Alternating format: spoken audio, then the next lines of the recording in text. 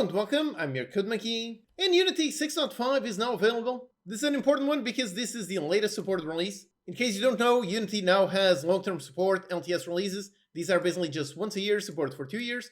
But then in between those, you've got the supported releases. These are basically just the same level of stability, the same level of support. These have multiple releases every single year, and they are supported until the next supported release is published. This is actually a very important release because this takes us basically one step closer to a massive update of Unity that will be happening with 6.7 or 6.8. The core CLR, this is going to be a massive update, and along with this is going to come quite a lot of updates. So you have 6.5, this is actually a pretty big release. If you open up Unity Hub, you can already go into installs, install the editor, and over here, yep, you can download 6.5.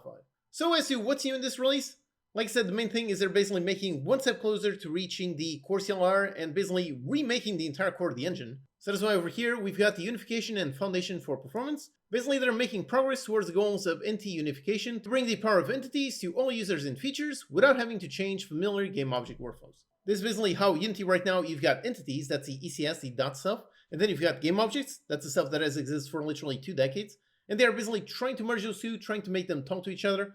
That is basically going to make a very solid foundation for the future of the engine.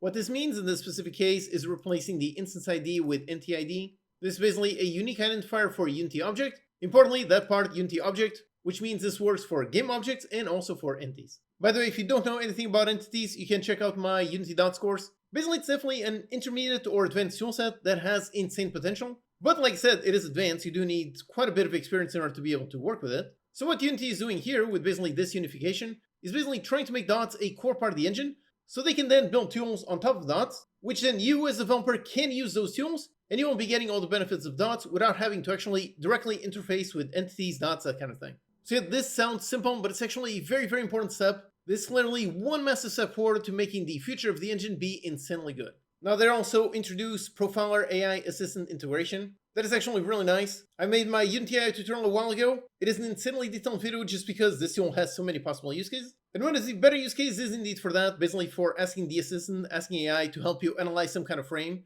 This is absolutely invaluable, especially for beginners who don't quite know, is their project being fast or slow, or why is it being slow? If so, this is definitely one of the better use cases for Unity AI. So this sort of integration seems really nice. The Project Auditor, this one is also a really nice tool. It is also something that I also did a detailed video a while ago. This is a tool that basically does a nice checklist of all the possible problems in your project so you can easily solve them. Then one really awesome addition on this version is over here, the Package Manager having a samples view.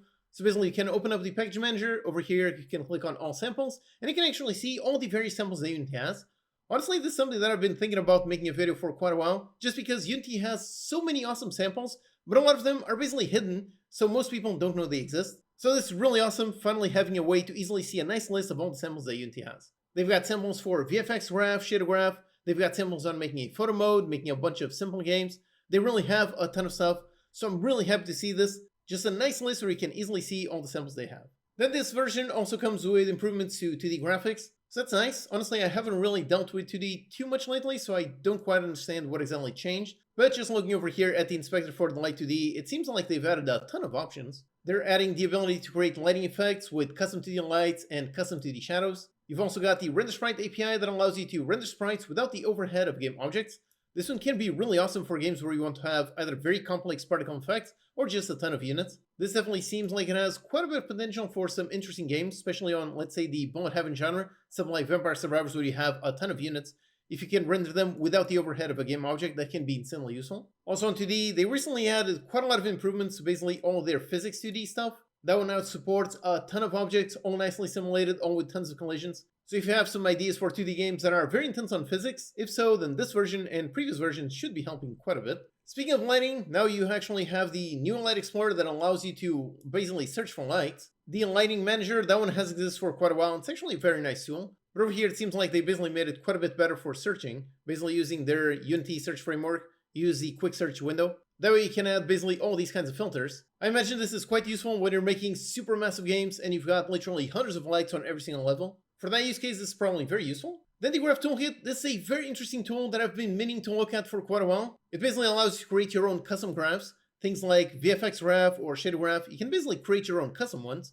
So you can make something like behavior trees, maybe just connect some logic between all of your NPCs, maybe some level stripping logic, all kinds of things. This lets you create those kinds of graph tools. And then 6.4, that one already became a core part of the editor. And on 6.5, they're basically adding a bunch more capabilities. So if this is a tool that you have not yet looked at, definitely give it a look because it can help you quite a bit on building some very nice custom tools. In terms of UI, there are some improvements to performance for UI Toolkit, but the thing that I love seeing most is over here, there are actually still improvements for Unity UI. This is very important because a while ago, I think like 2 years ago, they mentioned how Unity UI was basically on the way out.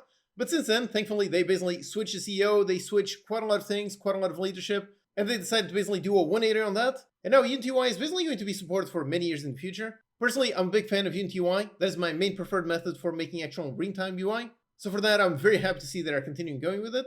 Although UI Toolkit, that one's also good. Basically, whenever I make editor tools, I like to use UI Toolkit, but for runtime UI, I like to use Unity UI. So it's really nice that they're actually supporting both. And beyond that, there have been some improved graph template workflows for VFX graph and shadow graph, so apparently you can now easily see those templates. There's also some subgraph improvements. Apparently you've got now these inline editors where you can easily modify some values on a subgraph, so that can be useful if you use a lot of subgraphs. Then on 3D graphics, apparently you've got PSO tracing. Honestly, I'm not a graphics program, so I don't quite understand what this is. Mobile rendering is also apparently a bit better. Thanks to on-tile post-processing in Unity 6.5, it makes supported mobile post-processing effects more practical by running them directly on GPU tile in a single pass. Then support for Apple Swift project type, there's some Android performance improvements. On Android, also making it easier to adapt to multiple screen configurations. Also got AGRP for Switch 2.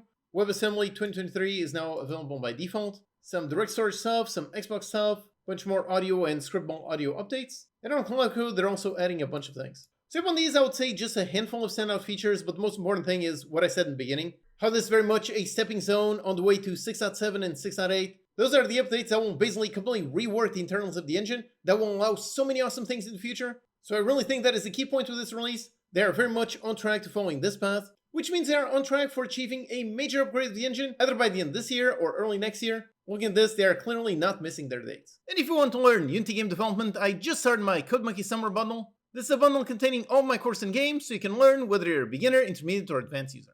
If you're a beginner, you can start with either my Kitchen Chaos course, or for 2D, check out my Lowlander course. If you prefer something more technical, you can check out my C# course. This one contains a companion project which includes interactive exercises. These require you to actually write code in order to make sure you're actually learning the contents of each lecture. This one takes you all the way from beginner to intermediate and advanced. If you are already intermediate or advanced, then this bundle also includes my problem solving course. This one teaches you the most valuable skill of all. It is a very practical hands-on course. It's got over 200 problems for you to solve. This will make you insanely good at problem solving and debugging. Then it also includes my Dots course if you want to learn this really awesome toolset. You can learn how to make multiplayer games, either with netcode for game objects or netcode for entities. You can learn all about Unity with over 70 tools and features explained. Then the bundle also includes Steam keys for all my Steam games. So if you want to play a fun automation game, check out Dingy Gardens. Plus the bundle also includes 1 month of my Game Dev Practice Lab. This is my weekly game mechanics challenges program, where I give you the starting project files along with a bunch of objectives, and then it's up to you to write some code to make those mechanics a reality. So yep, whether you're a beginner or intermediate or advanced, this bundle has something for you. My goal is to help you learn, so if you want to learn, then by going through all of this content, I guarantee you will gain a ton of knowledge to help you make whatever games you want to make. And as always, I offer a 30-day money-back guarantee. If you're unhappy for literally any reason whatsoever, you don't even have to give me a reason. Just send me an email, I'll process a refund, and that's it. Check it out with a link in the description. Alright, thanks for watching, and I'll see you next time.